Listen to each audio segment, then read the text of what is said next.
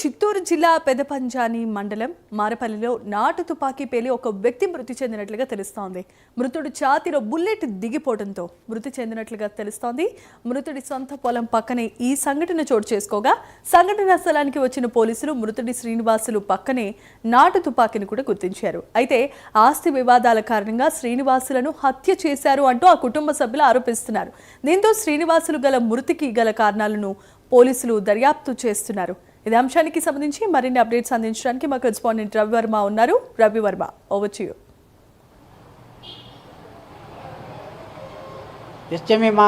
ఇవాళ చిత్తూరు జిల్లా పెదపంజాని మండలంలోని మారప్పపల్లిలో విషాదం చోటు చేసుకున్నది. ముఖ్యంగా శ్రీనివాసులు అనే రైతు ఇవాళ నాటు తుపాకీ బలైనటువంటి ఘటన అయితే చోటు చేసుకున్నది. ఈ నాటు తుపాకీ ఘటన పలు అంశాలకు పలు రకాల అనుమానాలు అయితే వ్యక్తం చేస్తున్నారు గ్రామస్తులు కూడా. అయితే కుటుంబ కలహాలు ఓవైపు, మరోవైపు ఆస్తి తగాదాల కారణంగానే గత వారం 10 రోజులుగా ఫ్యామిలీలో ఆస్తి తగాదాల కారణంగా చిన్నన్న పెదనాన్న ఫ్యామిలీలకు, అంటే అన్నదమ్ముల ఫ్యామిలీలకు వివాదం అయితే నెలకొనింది. ఈ క్రమంలోనే శ్రీనివాసులు అనే అతను కూడా తరచూ వాళ్ళ కుటుంబంలోనే తమ్ముడు వరుసన ఉన్నటువంటి వాళ్ళ పిల్లలతో తరచూ వివాదం జరిగేది. ఈ వివాదంలో భాగంగానే సురేష్ అనే ఇతనికి రైవల్ గొడవ కూడా జరిగినటువంటి ఘటన అయితే చోటు చేసుకునింది. ఈ క్రమంలోనే గత 10 రోజుల క్రితం ఆస్తి తగాదాల భాగంగానే సురేష్ పలుమార్లు శ్రీనివాసుల్ని హెచ్చరించినట్టు కూడా తెలిసింది. అయితే ఉన్న పలంగా ఇవాళ ఉదయం పొలం పనులకు వెళ్తున్నటువంటి శ్రీనివాసులు మృతి చెందాడు. ఉన్నపలంగా మృతి చెందినటువంటి ఘటన 11 గంటలకు గ్రామస్తులు గుర్తించారు. అతను మృతి చెందిన పక్కనే నాటు తుపాకీ ఉంది. నాటు తుపాకీ ఇతని ఛాతీ మీద బుల్లెట్ గాయాలు ఉండడంతో నాటు తుపాకీతో కాల్చి చంపారా అనే భావన సర్వత్రా వ్యక్తమవుతూ ఉంది. నిజంగా నాటు తుపాకీతో ఎవరైనా కాల్చారా, లేదంటే నాటు తుపాకీని క్లీన్ చేస్తూ ఏమన్నా ప్రమాదవశాత్తు పేలి మృతి చెందాడు అనేది కూడా పోలీసు విచారణలో స్పష్టం అవ్వాల్సి ఉంది.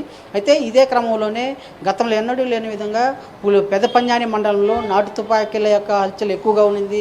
దీని మీద పోలీసులు కూడా డ్రైవ్ నిర్వహించారు. నాటు తుపాకులు ఎలాంటి పోలీసులు అనుమతి లేనటువంటి నాటు తుపాకులను చాలా వరకు అయితే స్వాధీనం చేసుకున్నారు, సరెండర్ చేశారు కూడా. అయితే ఇంకా కూడా కొంతమంది దగ్గర ఉన్నదని చెప్పేసి ఈ ఘటనతో స్పష్టమైంది. ఇవాళ జరిగినటువంటి ఘటన సర్వత్రా చర్చనీయాంశంగా మారింది. ముఖ్యంగా ఆస్తి తగాదాల కారణంగానే శ్రీనివాసులను హతమార్చుంటారనే భావన సర్వత్రా వ్యక్తమవుతోంది. అయితే సురేష్ అనే అతను చిత్తూరు పోలీస్ డిపార్ట్మెంట్లో హోంగార్డ్గా నిర్వహిస్తున్నాడు. అతను ఈ గత 10 రోజుల క్రితం వచ్చే ఈ ఆస్తి గొడవలో కూడా ఇన్వాల్వ్ అయినట్టు తెలుస్తుంది. ఒకవేళ అతనేమన్నా శ్రీనివాసుల్ని చంపారా అనే భావన కూడా సర్వత్రా పలు అనుమానాలు అయితే కుటుంబ సభ్యులు అయితే అనుమానాలు వ్యక్తం చేస్తున్నారు. అయితే సురేష్ అయితే అందుబాటులో లేడని చెప్పి కూడా పోలీసులు అయితే అతని కోసం గాలింపు చర్యలు అయితే చేస్తున్నారు. ఇదిలా ఉండగా కుటుంబ సభ్యులు మాత్రం ఇతని ఆస్తి కోసమే చంపేశారు, ఆస్తి తగాదాల కారణంగానే శ్రీనివాసుల్ని మట్టు పెట్టారనే భావన గ్రామస్తులందరూ కూడా వ్యక్తం చేస్తున్నారు. ఆ మేరకు కేసు నమోదు చేసి పెదపంజాని పోలీసులు అయితే కేసు నమోదు చేసి విచారణ చేపడుతున్నారు. ఈ విచారణలో ఆస్తి తగాదాల కారణంగా హతమార్చారా, లేదంటే తుపాకీకి క్లీన్ చేస్తూ ప్రమాదవశాత్తు పేలి మృతి చెందాడా అనేది పోలీసు విచారణలో స్పష్టం కావాల్సి అయితే ఉంది. అయితే ఏది ఏమైనా కూడా ఇవాళ పెదపంజాని మండలంలో శ్రీనివాస్ మృతి తీవ్ర కలకలం లేపింది.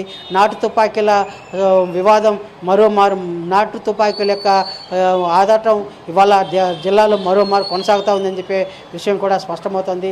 దీని పట్ల పోలీసులు కూడా మరింత చర్యలు చేపట్టే అవకాశం ఉంది.